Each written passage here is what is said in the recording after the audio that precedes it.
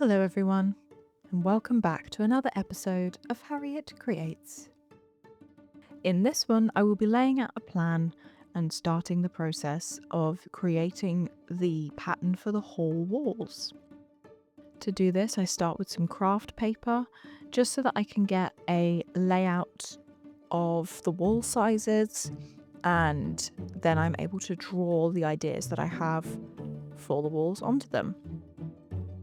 They need to be as close to the real thing as possible, so there's a lot of backwards and forwards and just general drawing on them and going backwards and forwards to the house. I also need to know where the doors are. This is so I'm able to properly measure around it and make sure that everything lines up. The door or archway cutouts in the wall are all different.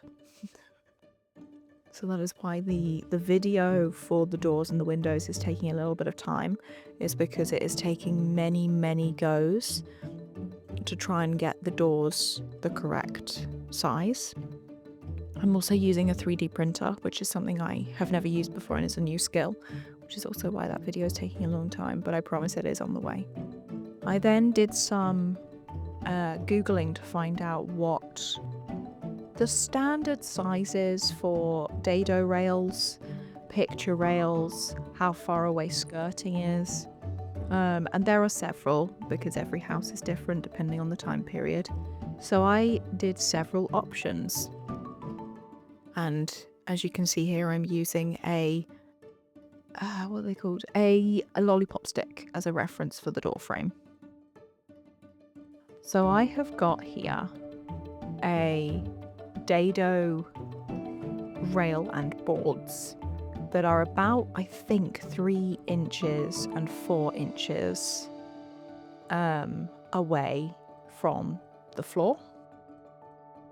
And then a picture rail that is either 1 inch from the ceiling, 1.5 inches from the ceiling, or 2 inches from the ceiling. Based on the amount of space that I thought would look good in this house, I have done the dado rails and boards at about 3 inches and the picture rail down from the ceiling at about 1.5, which I feel gave enough space for everything I wanted without it making it look really shallow.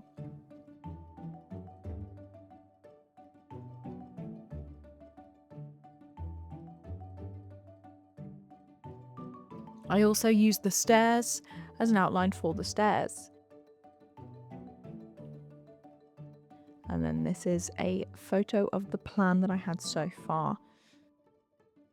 I wanted to test different rail designs, different colours, what colour schemes would look good, which is why it looks incredibly messy.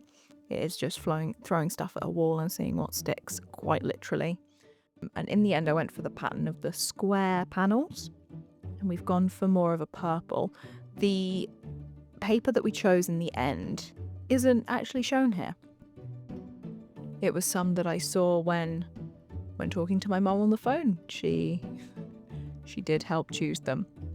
And this is me creating the panels out of the leftover lollipop sticks from the wood shingles used on the roof. I am using masking tape to create a sticky right width way of making the panels. Unfortunately, there's no real measurements. It was just kind of eyeballing, but I'm using, I think it's the 2 or 3 inches that are used for the height is also used for the width. And then I have some, I think it's balsa wood, which I then use to pop it in the middle. And then I create a layer of glue around the outside. Now for this one, the stairs do touch the wall. So this is going to have to be a wall that's done in 2 bits. You're also going to witness a little development occur where I was like, this is perfect, we've done it.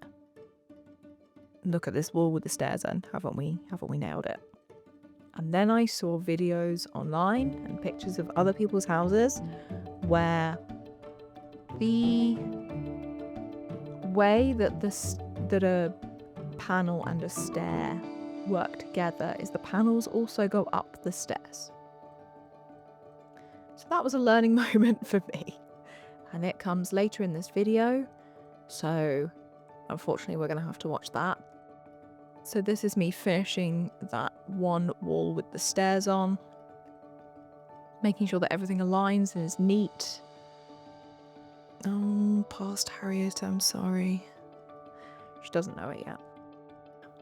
Now, these skirting and dado rails and picture rails have been purchased by various Doll's House shops and miniature shops.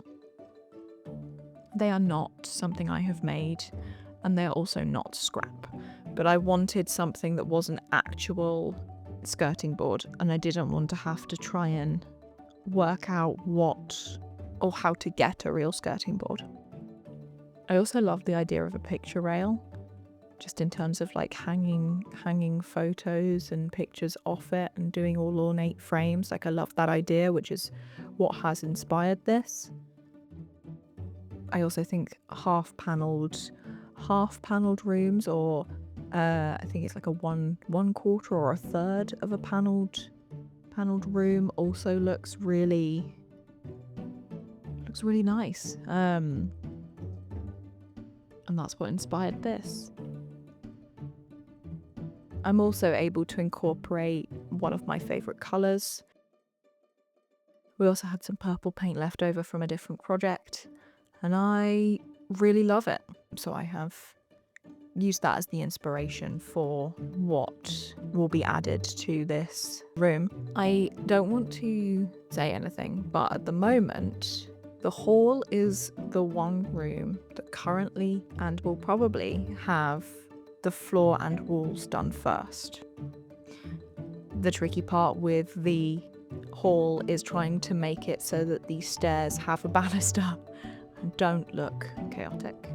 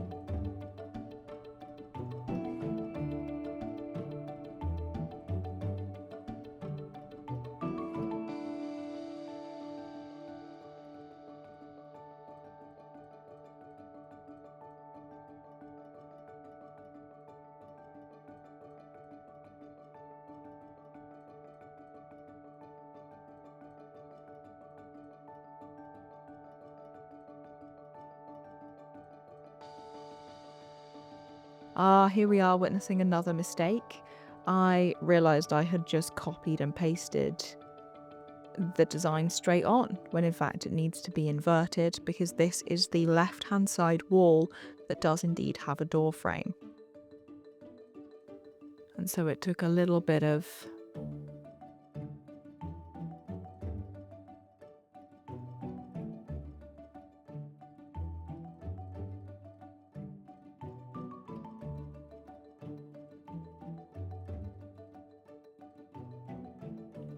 moving around and adjusting to make sure it was the right size. And now here you can see me realising my mistake with the stairs. You live and learn. You live and learn. It's also one of those where angles are not my strongest suit, so unfortunately this might be a very difficult watch as I move and manoeuvre panels and bits of wood, because I realised that the panels going up most stairs are in line with the other panels running along the bottom underneath the stairs. So they're all straight, they're all up down rather than to the side, which is what these are. And it's not until I nearly finish doing this that I then realised that. I was very lucky that I do have a skirting board that is quite large, and I'm able to do some little cut-ins onto it so that it will fit the stairs. I also have been very lucky that the cutouts from that skirting board also help bolster the bits that are missing on the inside of the stairs. Here we go. If at first you don't succeed is definitely a motto that I think should be printed somewhere in my house. Try and try again. Now, I'm not very good at angles, and this is getting quite late in the day. So there does reach a point where I'm like, this is as good as it's gonna get. We're just gonna make peace with it. Coming back to it after that point though, I think it was as good as it was gonna get. So sometimes you do just need to take a step back, and that's okay. I also don't know how a panel and a picture rail interact. I've seen them go all the way up and join the next room, but I don't know what I'm doing for the landing yet.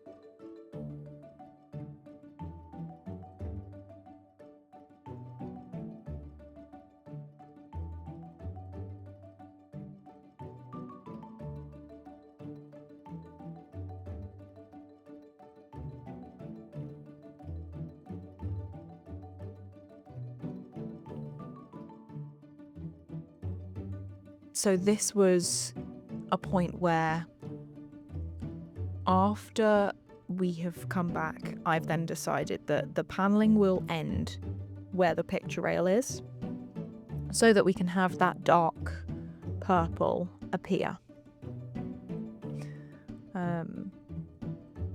Yeah. I, in this video, realised that I didn't paint the skirting. So the skirting board for the floor, not for the stairs, is going to be...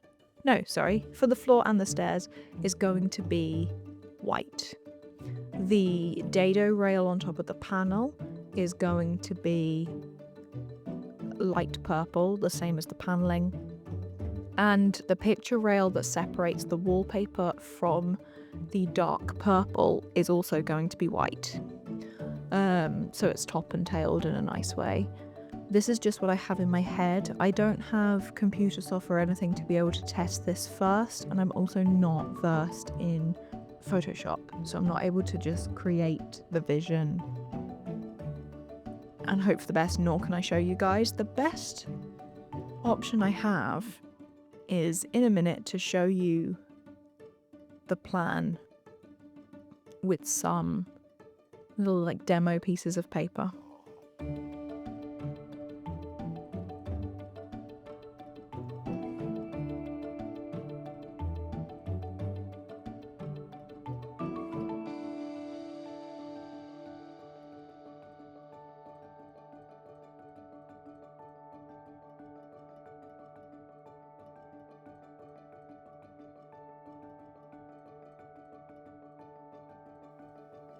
But here is me making sure that the back of the panels is secure. There, here we go. There we go. Some demo bits of paper. So you have the dark purple ceiling, the wallpaper, and then the trials of the paper at the bottom, which would be the colour for the panelling.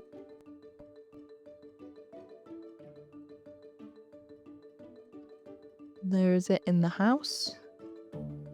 I know it will be kind of dark, but I'm hoping to one day do lights in here. So yeah, you just have to try and imagine a parquet floor which is quite warm, and that wall which is quite cool. I don't know if it will work, but we're gonna find out. I also found the front board of the house. This was in a different room to our house, and I realised that I'd quite like to do the room decorations on the back bit of this front panel. so that then the front of the house looks like the front of the house, and then when you take it off, you have the room decorations on the inside, so that if you're looking in through a window, you can clearly see that it finishes off the rooms quite nicely. And in order to do that, I needed to properly measure out and identify where the rooms fall in or on that panel. Now, whilst waiting for the glue, which was holding the back pieces together, to dry, I decided that I needed to just double check what size of a gap between the ceiling and the picture board was needed. And then I was going to paint the artist paper. I'm doing this on paper just so that I can get a very even, very controlled painted surface. Also means I'm able to put it on the house in as many bits as I would like. It's slightly tricky, which is why it's taped down.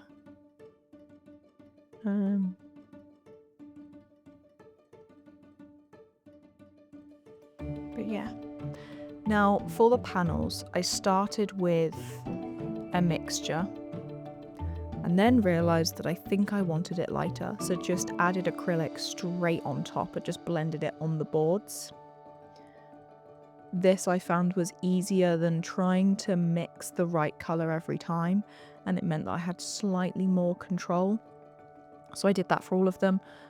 A couple of them turned out lighter, which was fine. Just add slightly more white to the other ones to make them all roughly the same. Then realised that I got light purple all over the dark purple, which is not what you want. And so this is it. The last thing we'll need to do is attach everything together in kind of a makeshift way. So I have the skirting, the panels, the dado, the wallpaper, the picture rail, and the purple ceiling. And then yeah, I think I need to get one of those like smoother things for applying everything to the house. I promise it will be worth it in the end. And thank you so much for watching. I'll see you at the next one. Goodbye.